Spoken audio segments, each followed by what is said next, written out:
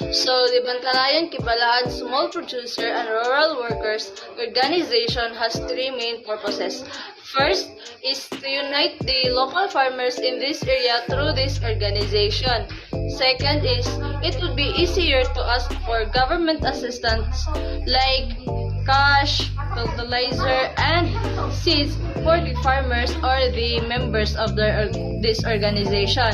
Lastly is this organization manage a 584 hectares of agricultural land that is given by the government and it would be distributed to its members of this organization, and the members of this organization has a source of income through this land that is given by the government. The primary goal of the organization is to help the local farmers improving their livelihood and for the development of the rural economy.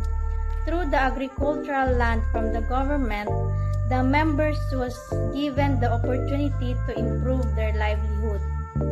It is also the goal of the organization to provide goods and services to the members. The organization supply the goods to its members such as palay that they harvested, pwede sila mangutang og pagkaon sa tindahan, and so on. And for services, the organization has its own galingan and dryer nga pwede magamit sa members.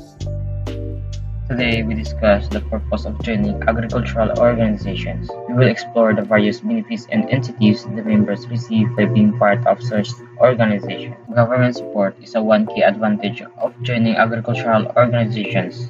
Is the government support. The organization is granted agricultural land by a government which significantly increase the productivity and contribute to economic growth in the regions. Joining agricultural organizations offers numerous advantages such as a government support in terms of agricultural land allocations, access to essential supplies through store competitive prices, capital share with interest, and borrowing options of organization store. This benefit is collectively contribute to improving members overall the experience of success, their agricultural endeavors.